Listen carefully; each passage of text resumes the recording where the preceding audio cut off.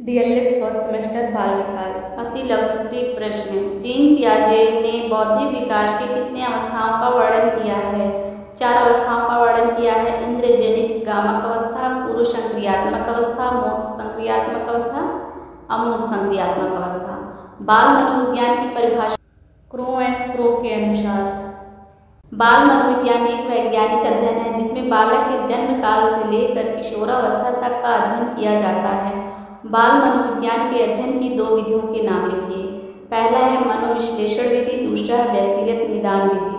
वंशानुक्रम का अर्थ स्पष्ट कीजिए। आनुवांशिक लक्षणों का एक पीढ़ी से दूसरी पीढ़ी में पहुंचाना ही वंशानुक्रम है।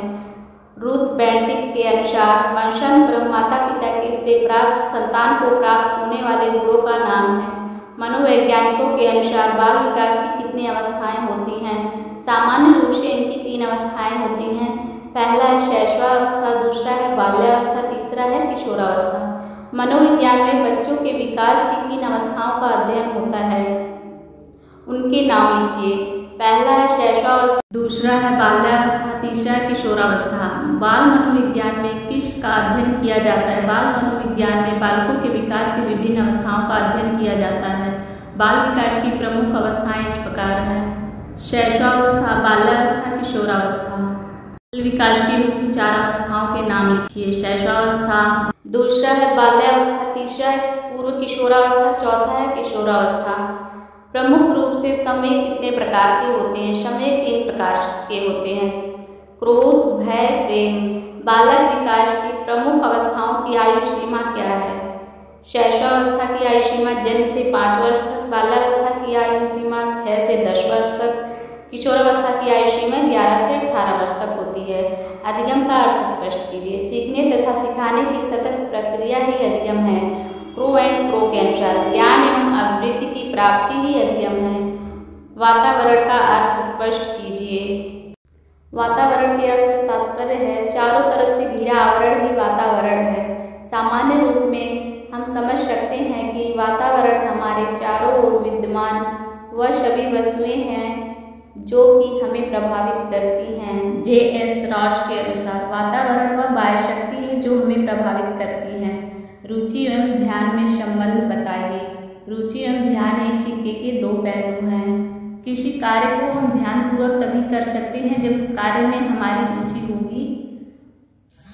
व्यक्तित्व मापन की प्रमुख विधियां कौन कौन सी हैं? वस्तुनिष्ठ विधि, आत्मनिष्ठ विधि, प्रक्षेपण विधि। व्यक्तित्व के निर्धारक तत्वों का नाम बताइए।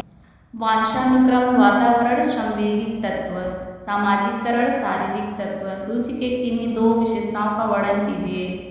रुचि ज्ञान पर आधारित होता है। रुचि एवं ध्यान एक ही सिक्के के 2 पहलू हैं। अब प्रेरणा को परिभाषित कीजिए। प्रेरणा अंग्रेजी शब्द मोटिवेशन का हिंदी रूपांतरण है। अब प्रेरणा से क्रियाशीलता प्रकट होती है। अब प्रेरणा अधिगम सीखना का सहायक अंग है। जॉनसन के अनुसार अभिप्रेरणा सामान्य क्रियाकलापों का प्रभाव है जो मानव व्यवहार को उचित मार्ग पर ले जाती है। बाल मनोविज्ञान की आवश्यकता क्यों है? वर्तमान समय में प्रारंभिक शिक्षा बाल केंद्रित है। इसमें बालक को केंद्र मानकर शिक्षा दिया जाता है। बाल मनोविज्ञान की आवश्यकता क्यों है? वर्तमान समय में प्रारंभिक शिक्षा बाल केंद्रित है इसमें बालक को केंद्र मानकर शिक्षा दिया जाता है। बाल मनोविज्ञान की सहायता से शिक्षक बालक का सर्वांगीण विकास कर सकता है। मानसिक विकास को प्रभावित करने वाले 2 कारक कौन कौन से हैं? बालक का भोजन, दूसरा है वंशानुक्रम। स्मृति स्मरण क्या है? सामान्य अर्थ में स्मृति का अर्थ है याद रखना। वुडवर्थ के अनुसार जो बात पहले सीखी जा चुकी है उसको याद रखना ही स्मृति है। वृद्धि एवं विकास से संबंधित किन्हीं 2 कारकों के नाम लिखिए। बालक का भोजन, लैंगिक अंतर। कल्पना क्या है? मैकडूगल के अनुसार कल्पना दूरस्थ वस्तुओं के संबंध का चिंतन है। जैसे जैसे बालक में भाषा का ज्ञान होता है कल्पना शक्ति बढ़ता जाता है। चिंतन क्या है? चिंतन को सामान्य रूप में सोचना कहते हैं।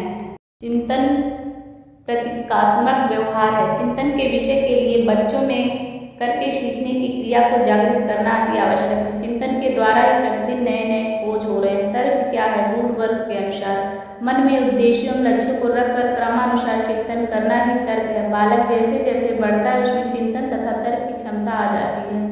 तर्क के द्वारा बालक अपने बात को सही सिद्ध करता है। चिंतन करने से तर्क की क्षमता बढ़ती है। चिंतन प्रथम सोपान है, उससे जुड़ा तर्क दूसरा सोपान है। 11 से 12 वर्ष की आयु में तर्क की क्षमता बालकों में आ जाती है। बालकों में कल्पना शक्ति का विकास कैसे कर सकते हैं? भाषा ज्ञान का विकास करके, कहानियाँ या कथाएं सुनाकर। विकास के परिणाम स्वरूप व्यक्ति में नवीन विशेषताएं और नवीन योग्यताएं प्रस्फुटित होती हैं। यह कथन किस वैज्ञानिक का है? हार्लॉक का। किस विज्ञान के द्वारा मनोवैज्ञानिक बालक से उसके अभिभावक अथवा अध्यापक से साक्षात्कार करता है? साक्षात्कार विधि द्वारा। वातावरण वह प्रत्येक वस्तु है जो व्यक्ति के जीन्स के अतिरिक्त प्रत्येक वस्तु को प्रभावित करता है। यह परिभाषा है एनास्टासी का। बाल विकास पर वंशानुक्रम का प्रभाव स्पष्ट कीजिए। बच्चों के व्यक्तित्व के प्रत्येक पहलू पर वंशानुक्रम का प्रभाव निम्नलिखित रूप से पड़ता है। बालकों में माता पिता की विशेषताएं हस्तांतरित होती हैं। बालकों की मूल शक्तियों का प्रमुख कारण उसका वंशानुक्रम है। बाल विकास पर वातावरण का प्रभाव स्पष्ट कीजिए। बुद्धि पर प्रभाव। बच्चों को उत्तम एवं स्वस्थ वातावरण में रखना चाहिए जिससे उसकी बुद्धि लब्धि में वृद्धि होता है। व्यक्तित्व पर प्रभाव। अच्छे रहन सहन का व्यक्तित्व पर विशेष प्रभाव पड़ता है। किशोरावस्था की प्रमुख विशेषताएं क्या है? आत्मसम्मान की भावना, काम भावना की परिपक्वता, धार्मिक भावों का उदय, अपराध प्रवृत्ति। पेस्टोलॉजी शिक्षा शास्त्र के अनुसार परिवार का परिभाषा दीजिए। घर शिक्षा का सर्वोत्तम स्थान और बालक की प्रथम पाठशाला है। व्यक्तित्व का विकास कितने प्रकार से होता है? अंतर्मुखी, बहिर्मुखी, उभयमुखी। थॉर्नडाइक के कितने मुख्य नियम हैं? थॉर्नडाइक के मुख्य 3 नियम हैं। अभ्यास का नियम, तत्परता का नियम, प्रभाव का नियम। अधिगम की कोई 2 प्रभावशाली विधियां कौन कौन सी हैं? करके सीखना, अनुकरण द्वारा सीखना, निरीक्षण करके सीखना, परीक्षण करके सीखना। टीएटी परीक्षण की खोजकर्ता कौन है? मॉर्गन एवं मर्रे। सीएटी परीक्षण की खोजकर्ता कौन है? Leopold ballot. टीएटी एवं सीएटी का पूरा नाम बताइए। थीमेटिक अप्रिसिएशन टेस्ट व चाइल्ड अप्रिसिएशन टेस्ट।